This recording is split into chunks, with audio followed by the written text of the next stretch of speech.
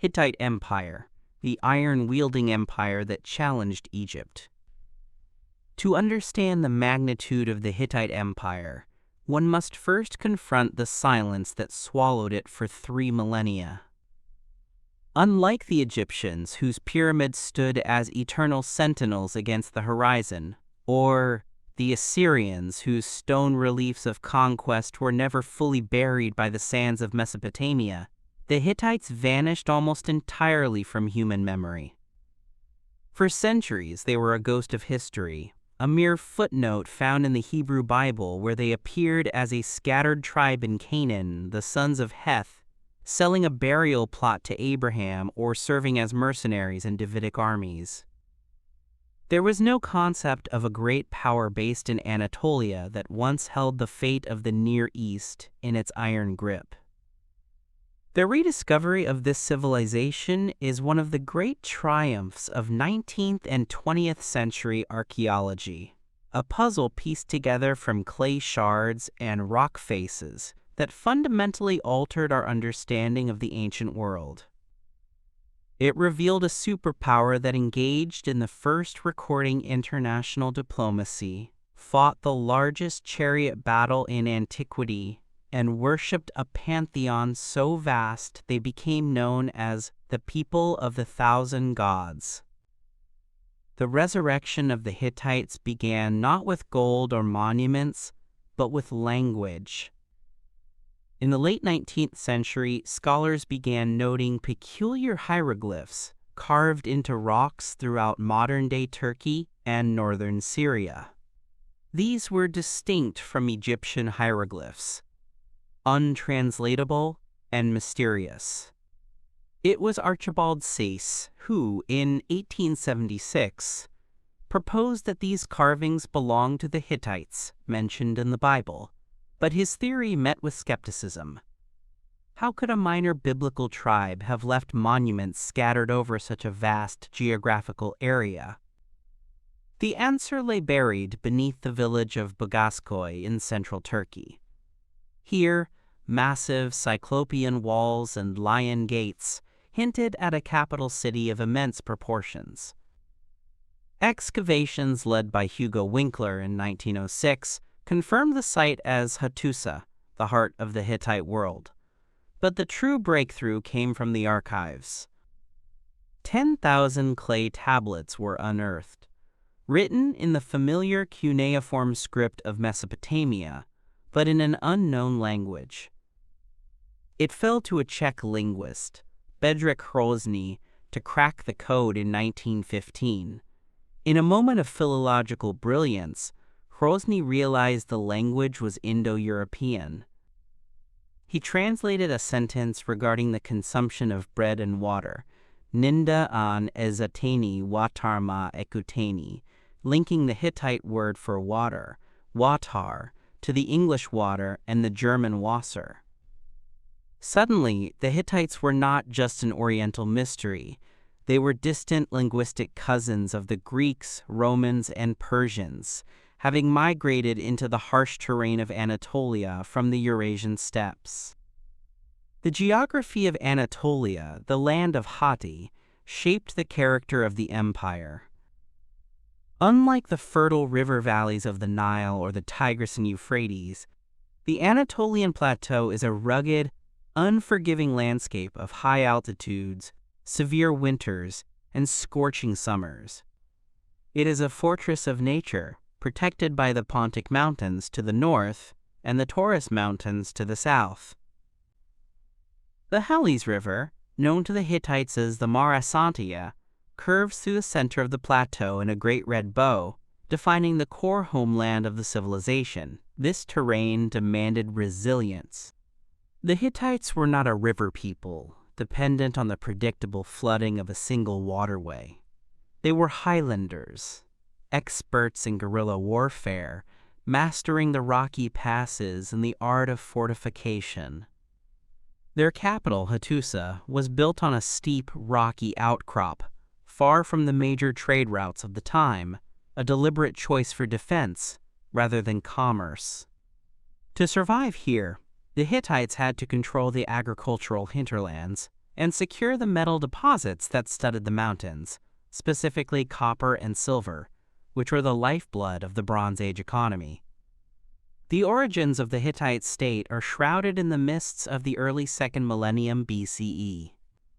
The people who would become the Hittites arrived in Anatolia around 2000 BCE, infiltrating a region already inhabited by a distinct culture known as the Hattians. The Hattians spoke a non-Indo-European language and had established a network of city-states. The newcomers, whom we call Hittites, but who referred to themselves as the people of Nessa or Nisites, slowly assimilated the Hattian culture, adopting their gods, their titles, and even the name of the land itself, Hatti. This process was not always peaceful. The early history is marked by the struggle for dominance among various city-states, particularly between the cities of Kanesh, Kusara, and the future capital Hattusa. We see glimpses of this violent consolidation in the Anita text, the earliest known text in the Hittite language. Anita, a king of Kusara, conquered Hattusa, burned it to the ground, and sowed weeds over its ruins, placing a curse upon anyone who would dare to rebuild it. He declared that whoever became king after him and resettled Hattusa would be struck down by the storm god.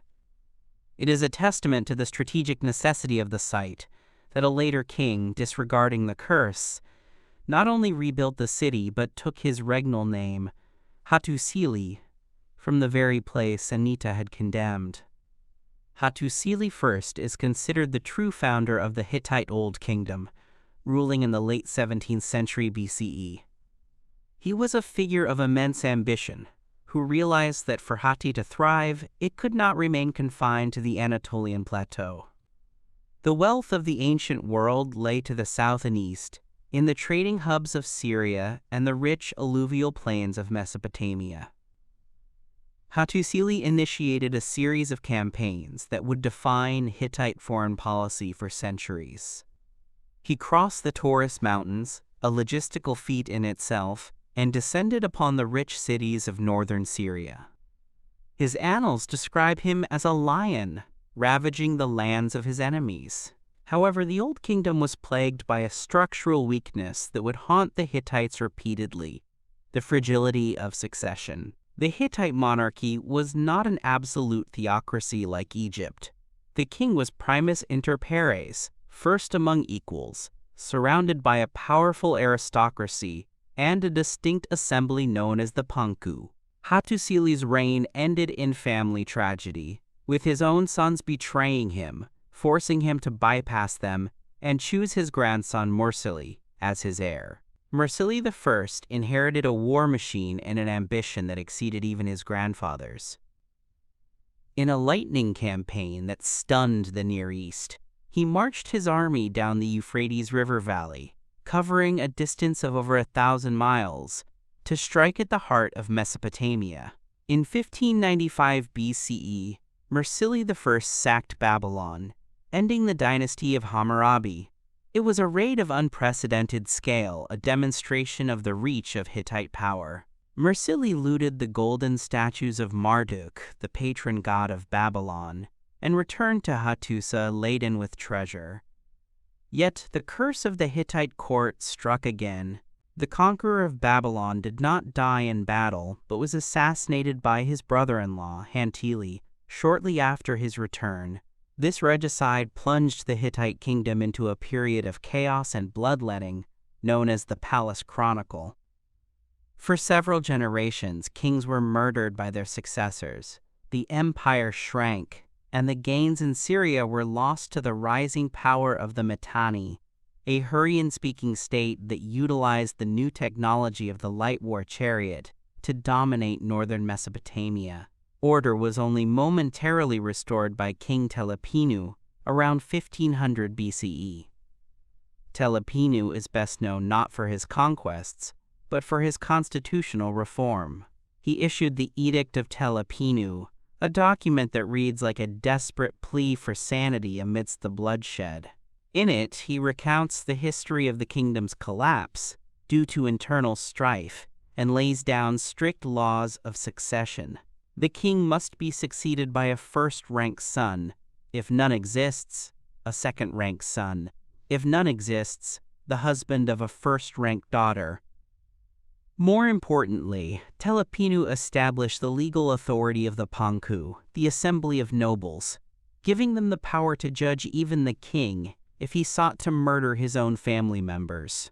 It was an early attempt at a rule of law, restricting the arbitrary power of the monarch to ensure the survival of the state. However, following Telepinu, the historical record goes dark.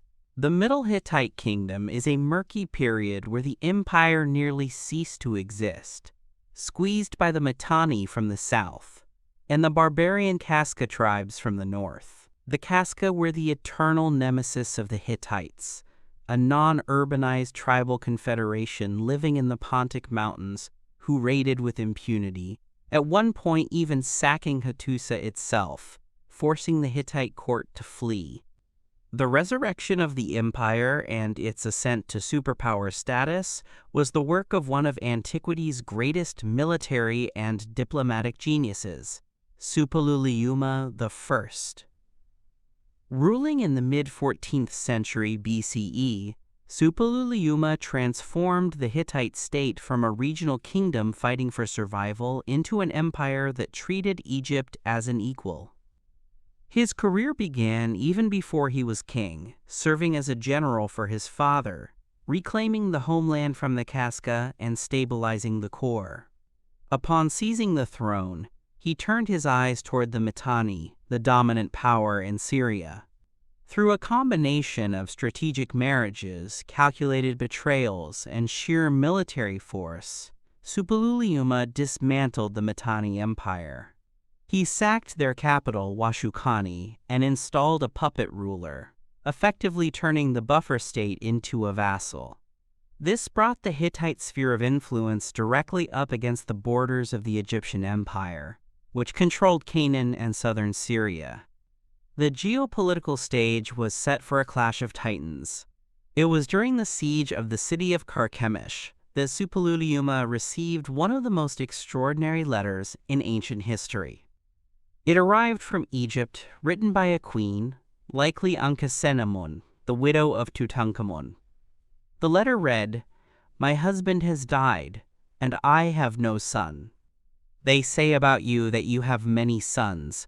You might give me one of your sons to become my husband. I would not wish to take one of my subjects as a husband. I am afraid." This was an unprecedented request. The pharaohs of Egypt did not marry their queens to foreigners. Egypt was the center of the cosmos, the dispenser of life, not a beggar for kings. Suppiluliuma was so stunned he sent an envoy to verify the truth of the request, suspecting a trap. When the envoy returned, confirming the queen's desperation, Suppiluliuma agreed and sent his son Zenanza to Egypt. This moment could have united the two superpowers and changed the course of history. Instead, Zenanza was intercepted and murdered on the border of Egypt, likely by a faction of the Egyptian court opposed to a Hittite pharaoh. Grief-stricken and enraged, Suppiluliuma declared war on Egypt, launching raids into Egyptian-controlled territory.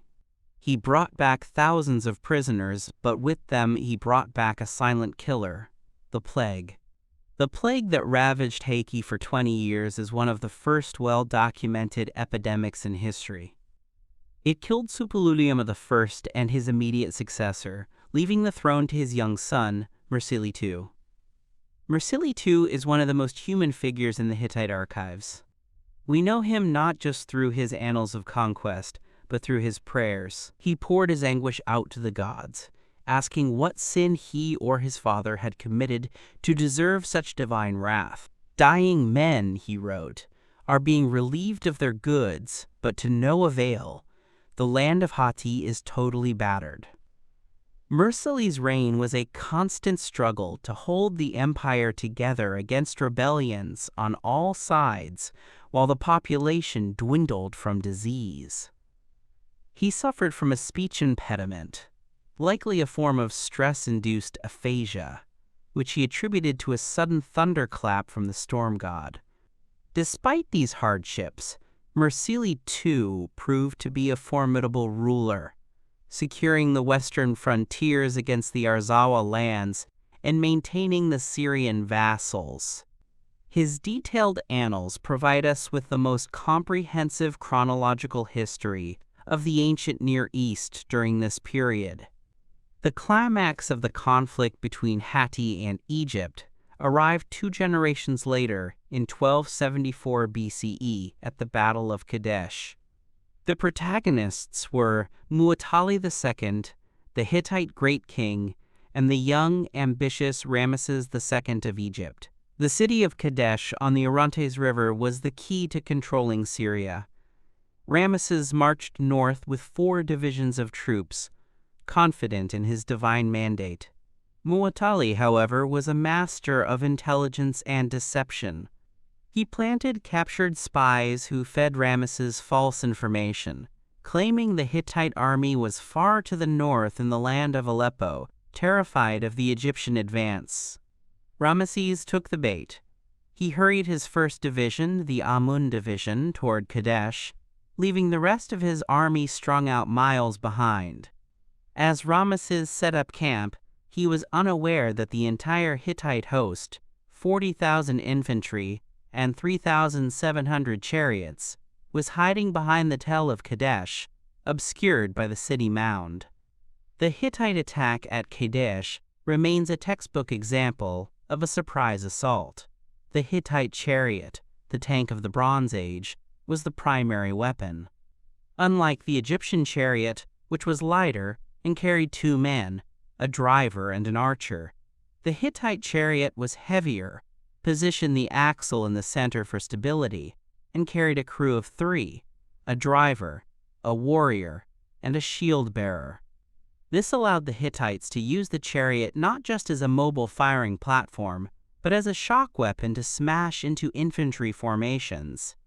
They surged across the river and smashed into the Egyptian Ra division, which was still on the march, scattering it like chaff. They then wheeled north and crashed into Ramesses' camp. The Egyptian king was surrounded, his troops in panic. By all accounts, it should have been a total Hittite victory. However, the indiscipline of the Hittite troops, who stopped to loot the rich Egyptian camp, gave Ramesses a moment to regroup. Rallying his personal guard and utilizing the superior maneuverability of the Egyptian chariots, Ramesses launched a desperate counterattack. He was saved by the timely arrival of a support force from the coast, the narration, which surprised the looting Hittites. The battle ended in a bloody stalemate. Ramesses claimed a total victory on the walls of his temples. But the geopolitical reality told a different story. The Hittites retained Kadesh, and the Egyptians were forced to retreat. The stalemate at Kadesh eventually led to the Treaty of Kadesh, signed some 15 years later between Ramesses II and Muwatalli's brother and successor, Hattusili III. This silver tablet, copies of which were found in both Karnak and Hattusa, is the earliest surviving international peace treaty in history. It is a document of remarkable sophistication, containing clauses of non-aggression, a defensive alliance against internal and external threats, and provisions for the extradition of fugitives. It marked the beginning of a golden age of diplomacy known as the Pax Hittitica. The relationship between the 2 courts became so warm that Ramesses II married a Hittite princess, a daughter of Hattusili III, and his formidable wife, Queen Putuhepa. Queen Putuhepa deserves special mention as one of the most powerful women in the ancient world. A priestess from Kizzuwatna, a region in southern Anatolia, rich in Hurrian religious traditions, she became the co-ruler of the empire in every sense. Her seal appears alongside the king's on official documents, including the correspondence with Egypt. Putuhepa corresponded independently with Ramesses and his queen Nefertari, discussing matters of state, arranging royal marriages, and even discussing medical treatments.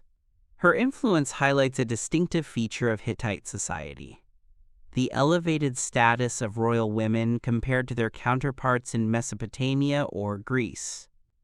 The Tawananna, the reigning queen, held an independent religious and legal office that she retained even after her husband's death, often leading to power struggles with the new king. Religion permeated every aspect of Hittite life. They were known as the Thousand Gods because they never discarded the deities of the peoples they conquered. Instead, they incorporated them into their state pantheon, creating a complex theological federation that mirrored their political empire. At the head of the pantheon stood the storm god, Teshub, a Hurrian name adopted by the Hittites, and his consort, the sun goddess of Arena. The king was the high priest, the intermediary between the mortal world and the divine. His primary duty was not just to rule, but to serve the gods, to perform the endless cycle of festivals that kept the cosmos in balance. A neglected festival could lead to divine wrath in the form of plague or invasion. This religious devotion is immortalized in the rock sanctuary of Yazilikaya, just outside Hattusa. Here, in open-air chambers cut into the natural limestone, two converging processions of gods are carved in relief, meeting at the center panel. It is a stone testament to the syncretism of the empire, blending Anatolian, Mesopotamian, and Hurrian deities into a unified cosmic order.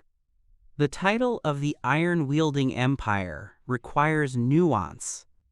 For decades, popular history held that the Hittites owed their success to a monopoly on iron weapons, keeping the technology secret from their bronze-using enemies. Modern metallurgy and archaeology have revised this view. The Hittites were indeed pioneers in the smelting of iron, referring to it as, quote, black iron of heaven, distinct from the meteoric iron used in earlier eras. However, during the late Bronze Age, iron was not yet a mass production metal for the rank-and-file soldier. It was a precious metal, more valuable than gold, used for ceremonial daggers, jewelry, and royal gifts. The Hittite army fought with bronze swords and arrowheads, just like the Egyptians. The secret was not the material itself, but the complex pyrotechnology required to bloom iron from ore, a knowledge the Hittite smiths possessed and guarded. The letters in the Hattusa archives show foreign kings begging the Hittite monarch for iron goods, to which the Hittite king often replied with diplomatic excuses about the timing of production, sending only a single iron dagger as a token of high esteem. The Iron Age had not yet truly begun, but the Hittites were holding the door ajar. The internal structure of the Hittite Empire was a complex feudal web. The great king in Hattusa sat at the center, but his power was delegated through a network of vassal treaties. Unlike the centralized bureaucracy of Egypt, the Hittite Empire was a patchwork of local kingdoms, city-states, and tribal lands, bound to the great king by personal oaths. The king provided protection. The vassals provided tribute and troops. This system was flexible but fragile. It required a strong personality on the throne to keep the vassals in check.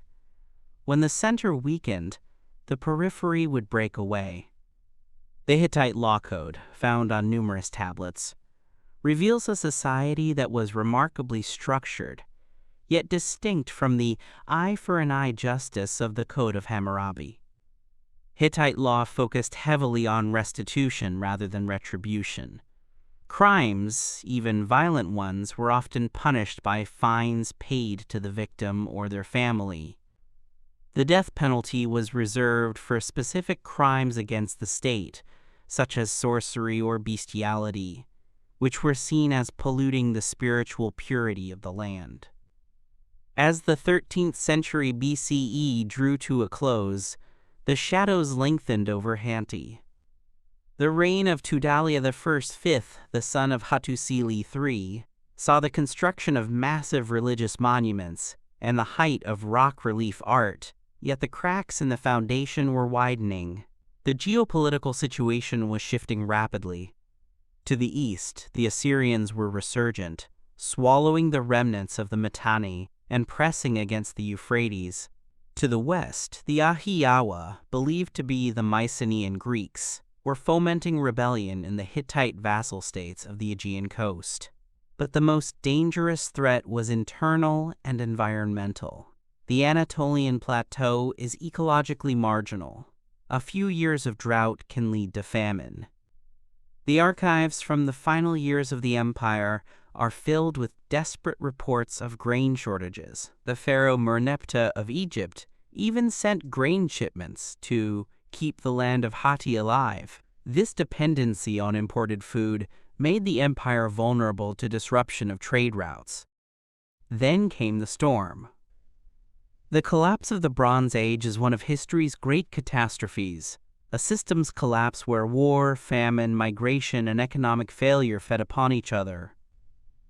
The Sea Peoples, a heterogeneous coalition of migrating warriors and refugees, swept through the eastern Mediterranean. They did not just raid, they moved with families and livestock, seeking new lands.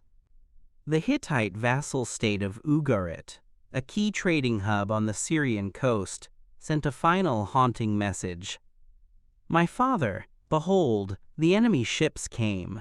My cities were burned, and they did evil things in my country. The country is abandoned to itself.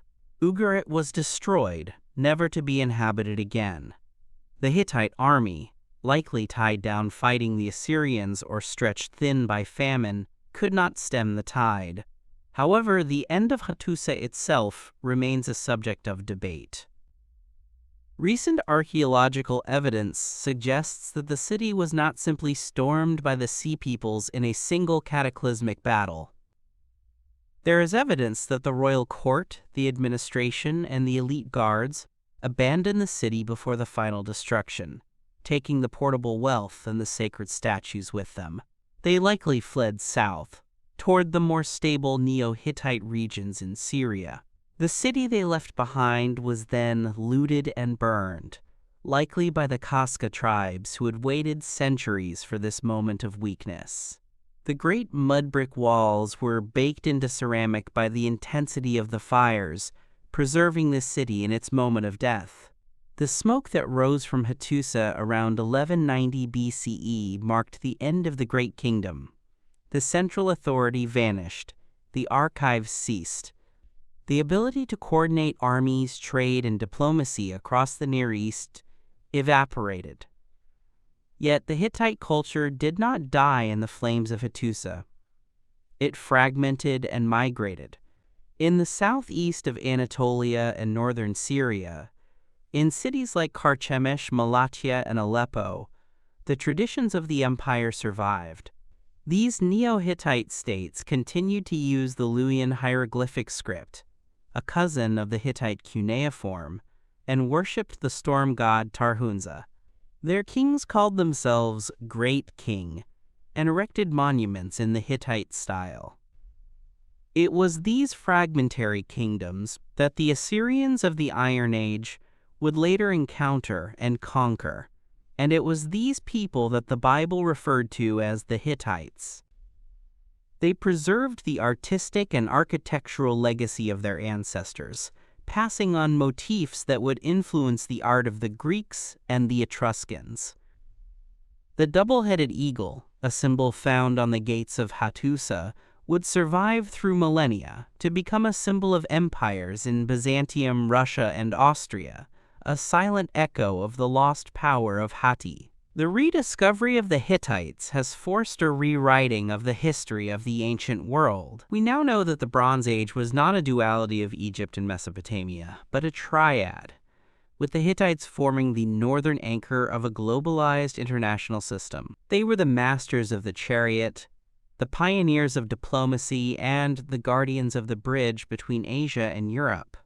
Their laws showed a path toward restitution, their religion demonstrated an ability to absorb rather than destroy, and their diplomacy created the first lasting peace between superpowers. The silence of the plateau has been broken, And the words of the clay tablets speak of a people who were keenly aware of their place in history, who lived, loved, fought, and prayed under the vast Anatolian sky. The study of the Hittites is far from complete. The vast majority of the tablets found at Hattusa and other sites are religious or administrative, but new excavations continue to shed light on the daily life of the common people, the mechanics of their economy, and the precise nature of their relationship with the Mycenaean world. We are beginning to understand the Hittites not just as warriors, but as builders of a complex, multi-ethnic society that managed to hold together disparate cultures under one crown for nearly 500 years. They navigated the challenges of a harsh environment and aggressive neighbors with a resilience that resonates through the millennia. Consider the innovation of the three-man chariot, a technical adjustment that seems minor but revolutionized warfare. By moving the axle back and widening the wheelbase, they created a stable platform that could crash through infantry lines, changing the dynamic of battle from a skirmish of arrows to a shock assault. This required not just carpentry, but a sophisticated system of horse breeding and training, documented in the famous Kikuli text, a manual on horse conditioning that prescribes intervals of training and rest remarkably similar to modern sports science. This level of technical specificity reveals a society deeply invested in the optimization of its resources. Furthermore, the Hittite approach to governance offers a fascinating counterpoint to the absolute despotisms of the era. The Panku assembly, while its power waxed and waned, represents an early, if rudimentary, form of constitutional check on royal power. The king was accountable to the customs of the land. In the prayers of Mursili II, we see a king who does not claim to be a god, but a man humbling himself before the divine, admitting the sins of his father, and seeking redemption for his people. This humanity, preserved in the clay, makes the Hittite kings feel strangely accessible to the modern mind. They were not distant, golden idols, but men who worried about their health, their families, and the survival of their state in a hostile world. The landscape of central Turkey today still bears the scars and monuments of this lost time. The Lion Gate of Hattusa still stands, the stone beasts guarding an empty city. The spring sanctuary of Eflatun Pinar holds its water as it did 3,000 years ago. These stones are the bones of the empire, but the flesh and blood have been restored by the philologists and archaeologists who gave the Hittites back their voice. We can now read their letters, understanding the sarcasm in a diplomat's reply, or the fear in a garrison commander's report. We can trace the flow of silver and copper that funded their campaigns. We can reconstruct the festivals where the king and queen drank to the health of the gods, accompanied by the music of lyres and drums. The interaction with the Mycenaean Greeks, known to them as the Ahiyawa, is one of the most tantalizing frontiers of current research. Letters explicitly mention the king of Ahiyawa as a quote, brother, a term reserved for equals like the Pharaoh of Egypt. This confirms that the Trojan War, if historical, took place on the fringe of the Hittite world. The city of Wailusa, mentioned in Hittite treaties, is widely accepted to be Ilion, or Troy. The conflict detailed in the Iliad may well have been a reflection of the geopolitical friction between the expanding Mycenaean sphere and the Hittite vassal states in western Anatolia. Thus, the Hittites provide the historical context for the founding myths of Western literature. In the realm of law, the Hittite corpus is unique. One law states, if anyone breaks a freeman's hand, he shall pay him 40 shekels of silver. Another, if a man bites a man's nose and severs it, he shall pay 1 mina of silver. These tariffs of injury replaced the blood feuds that could depopulate entire villages. The laws also evolved. Later versions of the code often reduced the fines, showing a trend toward leniency and reform. They dealt with marriage, divorce, property rights, and prices for services, giving us a window into the cost of living in the Late Bronze Age. A plow ox cost 12 shekels of silver, a weaver 12 shekels, a blue wool garment 20 shekels. These mundane details ground the grand narrative of empire in the economic reality of the time. As we analyze the fall of the empire, we must look beyond the dramatic fires. The collapse was likely a, quote, perfect storm. The migration of the sea peoples was the hammer blow, but the structure was already rotting. The depopulation of the core lands due to constant warfare and plague meant there were fewer men to work the fields and man the walls. The reliance on vassal troops, whose loyalty was always conditional, proved fatal when the prestige of the great king faltered. The very centralization that made the empire strong became its weakness. Once the head was cut off at Hattusa, the body could not function. The scribal schools closed, and the complex administration required to run a territorial empire vanished. Literacy in cuneiform disappeared from Anatolia, replaced by the simpler, more accessible hieroglyphs of the Neo-Hittite states, or the alphabets of the Iron Age. The legacy of the Hittites is thus one of a bridge. They bridged the gap between the chaotic city-states of the early Bronze Age and the massive territorial empires of the Assyrians and Persians that would follow. They bridged the cultures of the East and the West, transmitting Mesopotamian myths and gods to the Aegean world. And they bridged the technological gap between bronze and iron. While they did not conquer the world with iron legions, they nurtured the technology that would eventually define the next epoch of human history. They were the keepers of the flame, maintaining a sophisticated civilization on the high plateau against the odds, challenging the might of Egypt, and leaving a record that, once deciphered, proved to be as durable as the stone they carved it on. To truly grasp the texture of Hittite reality, we must ascend from the high altitude of geopolitical strategy and dynastic struggles to the ground level of lived experience, ritual, and the peculiar mechanics of their society. While the annals of kings tell us how the empire was expanded, it is the thousands of administrative, religious, and oracular texts that tell us how the empire actually functioned, and perhaps more importantly, how the Hittites understood their place in a universe they perceived as teeming with invisible, often hostile forces. The grand narrative of the Hittite state is one of iron and chariots, but the internal narrative is one of profound anxiety and the obsessive need for purification.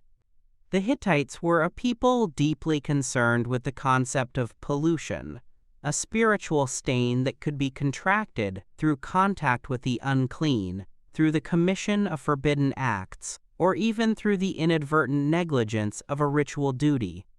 To maintain the favor of the thousand gods, the Hittite state became a vast machine of ritual maintenance, where the hygiene of the spirit was treated with as much seriousness as the defense of the borders. This obsession with purity and pollution gave rise to a unique class of professionals within Hittite society who are unlike any others found in the ancient Near East, the old women. In Hittite, they were called the Hasawa. While the state religion, with its grand temples and festivals, was dominated by male priests and the king himself, the practical day-to-day management of magic, healing, and ritual purification was largely in the hands of these female experts. The Hasawa were not witches in the medieval sense of operating on the fringes of society. They were authorized practitioners, respected professionals who were called upon by the palace to solve problems that military force could not address. If a king was impotent, If a child was sickly, if a general was plagued by nightmares, or if a domestic quarrel threatened the stability of a noble house, the old woman was summoned. We possess detailed transcripts of their rituals, which read like recipes for metaphysical surgery. They operated on the principle of analogic magic, using physical objects to enact spiritual changes. In a ritual to cure a man of domestic strife, an old woman might take a piece of wool, twist it, and then burn it, declaring that just as the wool is consumed and vanishes, so too should the anger and hatred in the man's heart vanish. They used distinct materials: clay, dough, wool, colored threads, and the blood of piglets or birds, to draw out the impurity from the patient and transfer it into a substitute, which would then be destroyed or carried away to the enemy lands. One of the most fascinating aspects of this ritual landscape is the Hittite concept of the scapegoat, which predates the biblical description in Leviticus. In times of plague or military defeat, the Hittites believed that the anger of the gods had accumulated within the community like a toxin. To remove it, they would utilize a ritual known as the nakuya. A ram, or sometimes a prisoner of war, would be brought before the king. The old women would adorn the ram with colored ribbons and wreaths, treating it as a vessel. They would then recite incantations transferring the plague, the famine, and the divine wrath into the head of the animal. The creature was then driven out of the city, through the gates, and into the wilderness, specifically toward the lands of the enemy. The logic was cold and precise. The impurity had to go somewhere, so it was weaponized and sent to the territory of the Casca, or the Arzawa. This was biological and spiritual warfare combined. The carrier of the curse was never to return. To encounter the scapegoat in the wild was to invite immediate death, for it carried the concentrated radioactive waste of the gods, anger. The legal system that governed the lives of the Hittite subjects offers another layer of specific detail that distinguishes them from their Mesopotamian neighbors. The Hittite laws, preserved on 2 large tablets containing 200 clauses, reveal a society that was agrarian, feudal, and surprisingly focused on restitution rather than physical punishment. Unlike the Code of Hammurabi, which is famous for its eye-for-an-eye brutality, the Hittite laws rarely prescribed death or mutilation. If a man knocked out another man's teeth, he did not lose his own teeth. He paid a fine of silver. This suggests a shortage of manpower in Anatolia. The state could not afford to maim its own workforce. Every pair of hands was needed to farm the difficult terrain or serve in the infantry. However, the laws also reveal the specific anxieties of rural life. There are extensive clauses dealing with the theft of bees. Apiculture was a major industry in Hatti, as honey was the primary sweetener and wax was essential for bronze casting and writing tablets.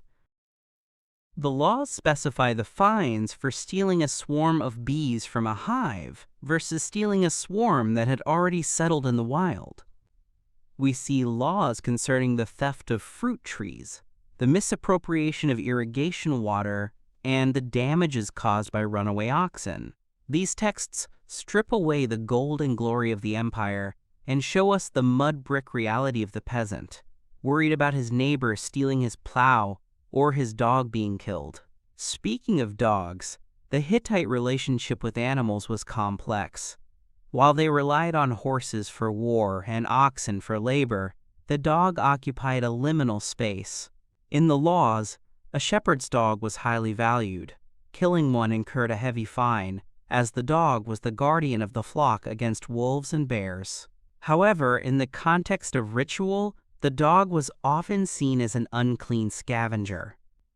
In one ritual to purify a house, a puppy would be cut in half, and the participants would walk between the 2 halves, symbolically leaving their impurity behind in the severed carcass. This dichotomy, the dog as a valued worker versus the dog as a vessel of pollution, highlights the pragmatic nature of the Hittite mind.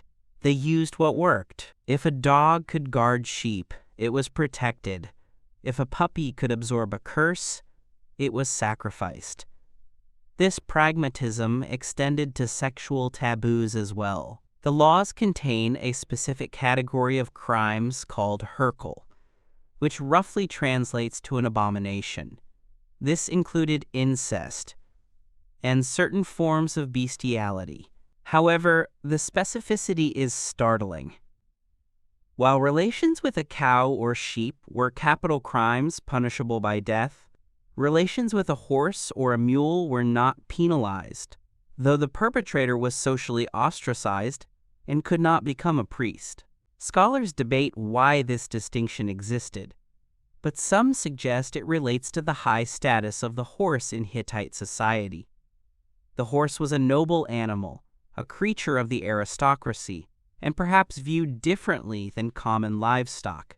The administration of the empire relied heavily on a unique form of surveillance and record-keeping that created a paper trail, or rather a clay trail, of immense proportions. We have recovered thousands of oracular inquiries.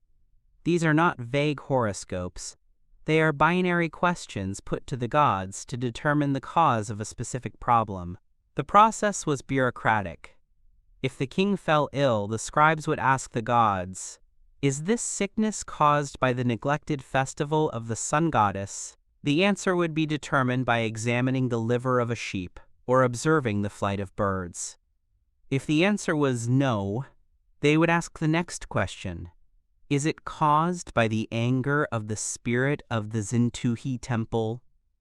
They would proceed down a checklist of hundreds of potential causes until they got a yes.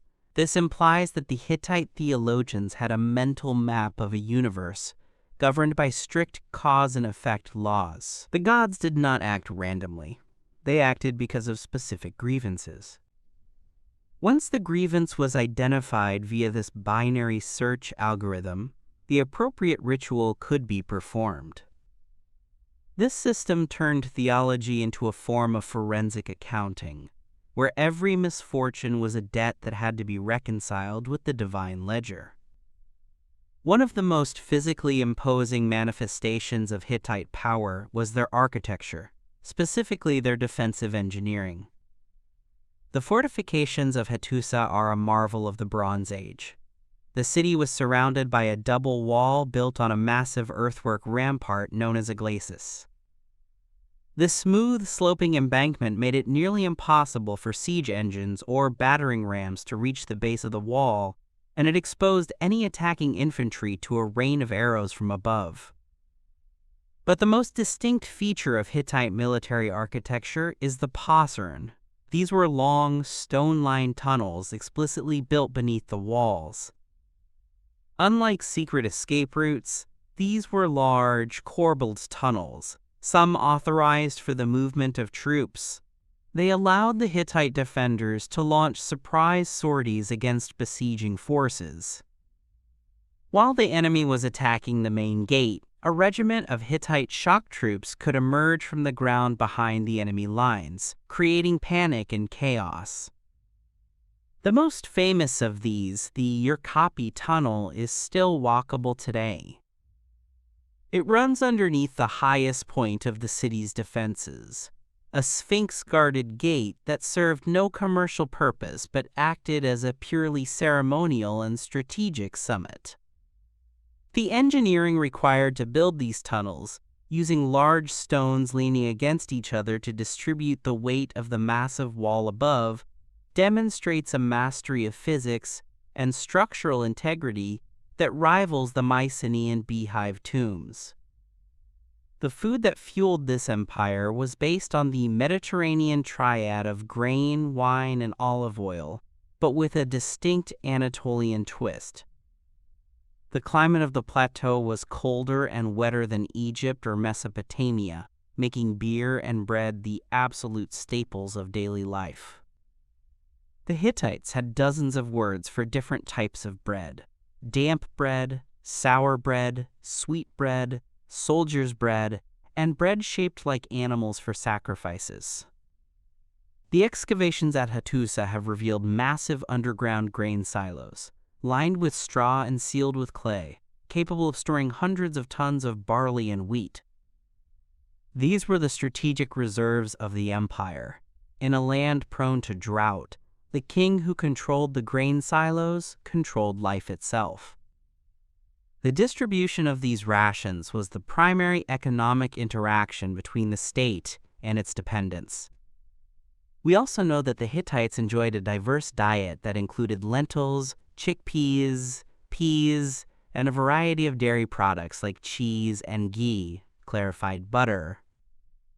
They brewed beer from barley and emmer wheat, and wine was produced in the warmer lowlands. Feasting was a central part of social cohesion. The texts describe royal banquets where the king and queen would, quote, drink the god, a phrase that likely means drinking in the presence of the deity's statue, sharing the meal with the divine to cement the bond between heaven and earth. Deep within the archives, we also find evidence of the Hittite literary tradition, which served as a conduit between the ancient Sumerian past and the future Greek world. The Hittites were avid translators. They preserved the Epic of Gilgamesh, adapting it to their own cultural context. But their most significant contribution to world literature is the Kumarbi cycle. This series of myths, originally of Hurrian origin, tells the story of the succession of the gods. It describes how the sky god Anu was overthrown by Kumarbi, who bit off Anu's genitals and swallowed them, becoming pregnant with the storm god Teshub. Teshub is eventually born and overthrows Kumarbi to become the king of heaven. If this sounds familiar, it is because it is the unmistakable precursor to the Greek myth of Uranus, Cronus, and Zeus, recorded by Hesiod in the Theogony. The parallels are too specific to be coincidental. The Hittites, and their Hurrian subjects, were the cultural bridge that carried these primal stories from the Near East to the Aegean. Through the Hittite texts, we can see that the roots of Greek mythology lie not just in the Balkans, but deep in the soil of Anatolia and Mesopotamia.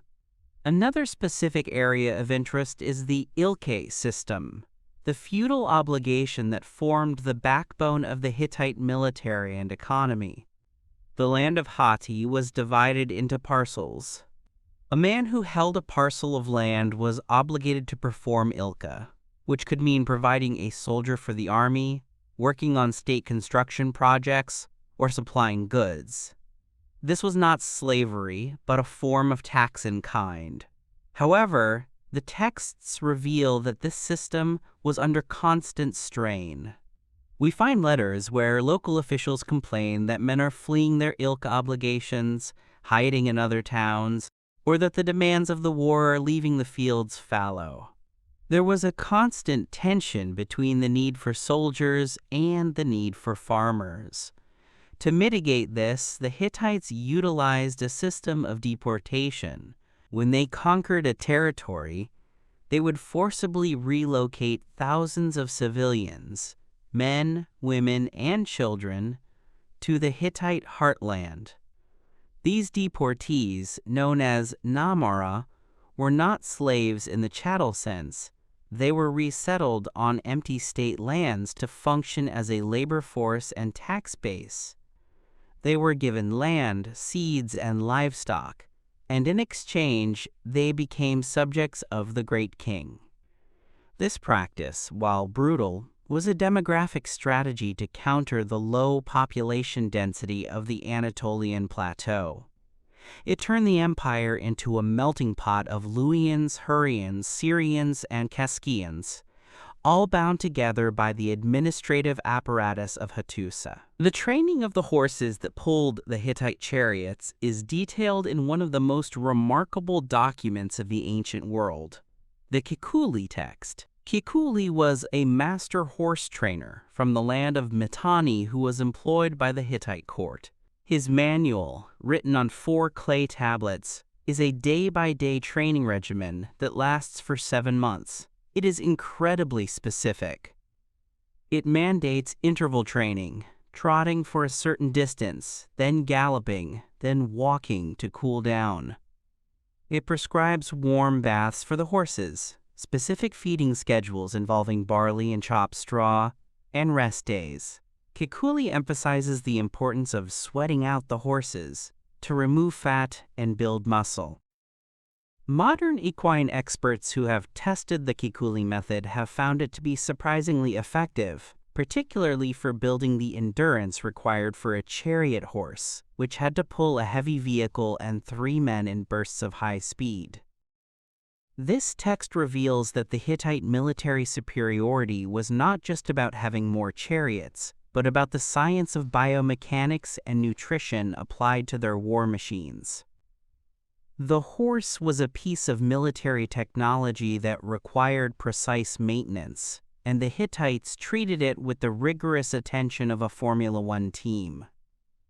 In the realm of international relations, the Amarna letters, found in Egypt but written in the lingua franca of Akkadian, give us the voice of the Hittites from the outside. We see the Hittite kings negotiating with the pharaohs not as subordinates but as rivals, and sometimes as weary peers. In one letter, the Hittite king complains that the Egyptian messengers are traveling too slowly, and that the gifts of gold sent by the pharaoh were of poor quality. The gold was like dust. These petty grievances humanize the titans of history. We also see the darker side of diplomacy, espionage. The Hittites were masters of intelligence. They had a network of spies or eyes in the courts of their vassals and enemies. Before launching a campaign, a Hittite king would have detailed reports on the enemy's troop movements, the political loyalty of the local nobles, and the state of the harvest. This intelligence-led warfare allowed them to punch above their weight. They knew exactly when a vassal was wavering and would intervene with a mix of threats and bribes before a full rebellion could break out. The role of the king himself was a burden of crushing weight. He was not only the commander-in-chief and the supreme judge, but also the chief priest. The Hittite calendar was packed with festivals, some lasting over a month, like the Ayanta Dasum festival in the spring. During this festival, the king and queen had to travel to various holy cities, performing sacrifices, opening storage jars, and bowing before statues. The texts describe the king's exhaustion. If he missed a single ritual, he risked the wrath of the gods. We have a text where a king asks an oracle if he can skip a minor festival to lead his army to war. The answer from the gods was often a stern no. This religious cage meant that the Hittite king was less free than his counterparts in Assyria. He was a servant of the cosmic order, bound by a schedule that had been fixed for centuries. The survival of the state depended on his piety as much as his generalship. Let us look closely at the Great King's Seal. The Tawanana seal, mentioned earlier, was often stamped alongside the king's. The Hittite queens were unique. Puduhepa, the wife of Hattusili III, is the prime example. She was not merely a consort, she was a partner. We have drafts of letters where she scolds the pharaoh of Egypt for not taking her seriously enough. She adjudicated legal cases in the absence of her husband. Her origins in Kitsalatna, a region heavily influenced by Hurrian culture, brought a wave of Hurrian religion into the Hittite capital.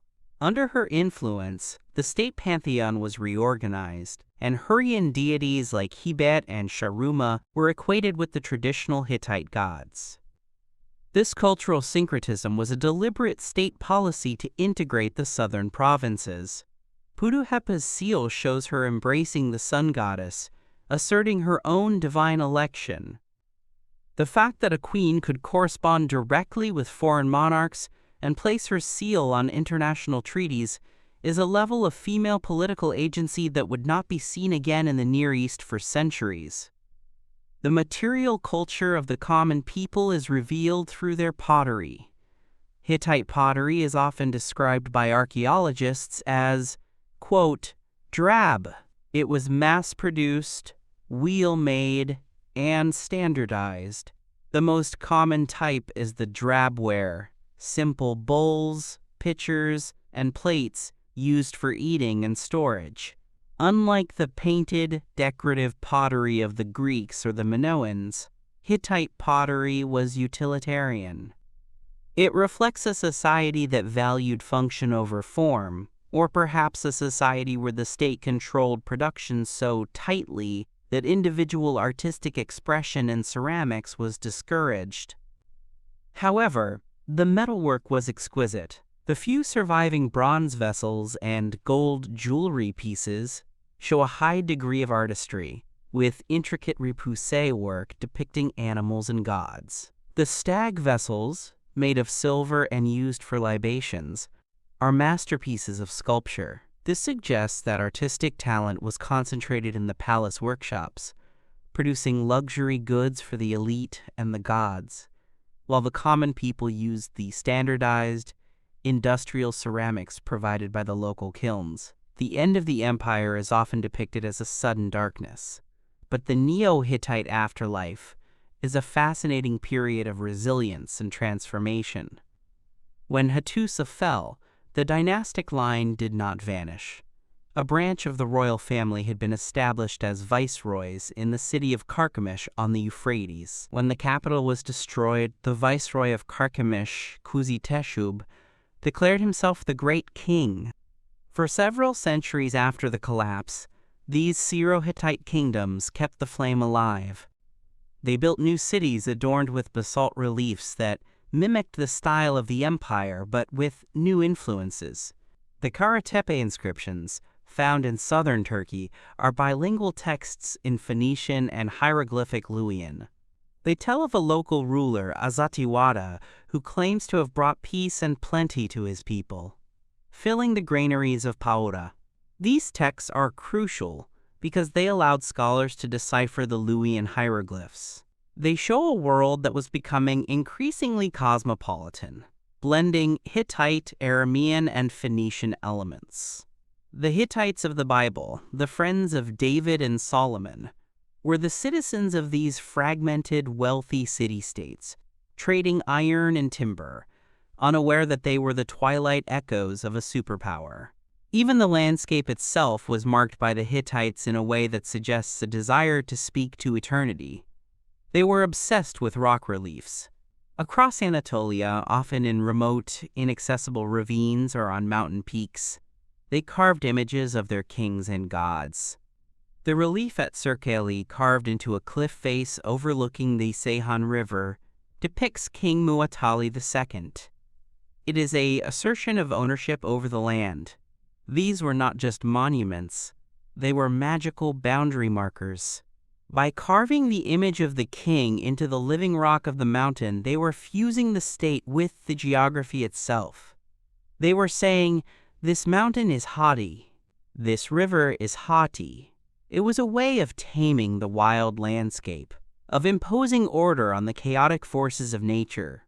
At the sanctuary of Yazilikaya, the natural rock chambers are utilized to create a procession of gods that seems to emerge from the earth itself.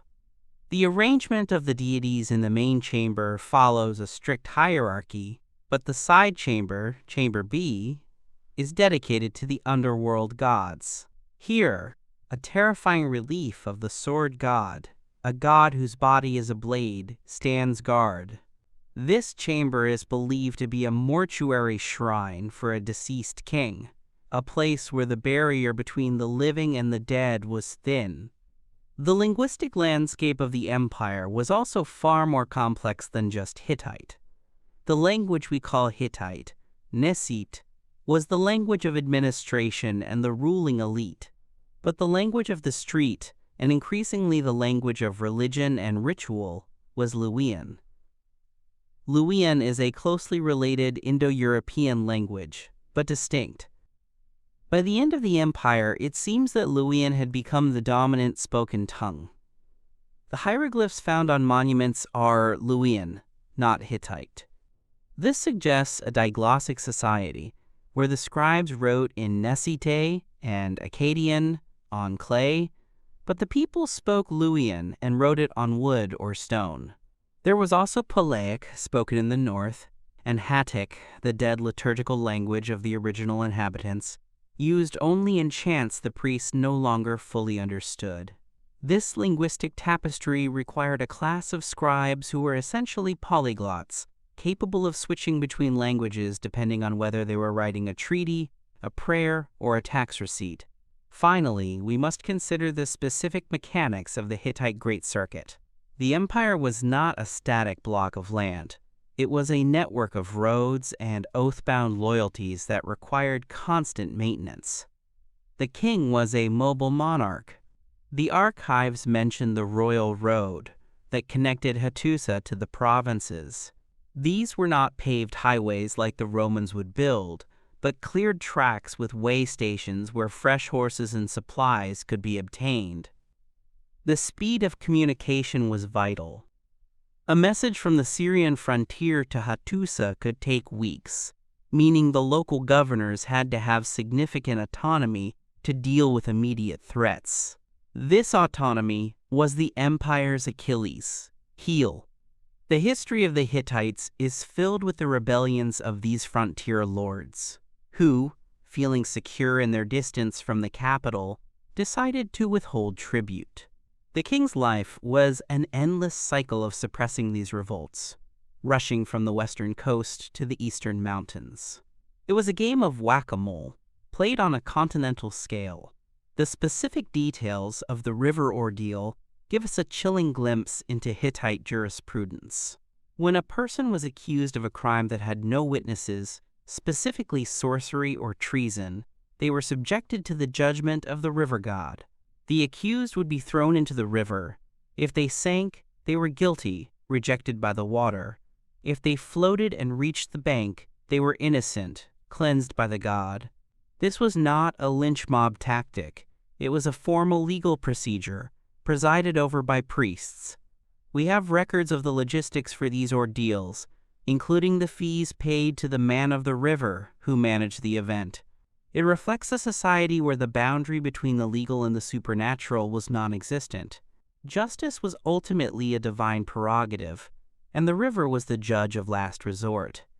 The Hittite world was one of intense stratification, but also interdependence. The palace could not survive without the grain from the peasant. The peasant could not survive without the protection of the king's chariots, and neither could survive without the favor of the gods, maintained by the old women and the priests. It was a fragile ecosystem of mud, iron, and blood, held together by the sheer will of the dynasty and the binding power of the sworn oath.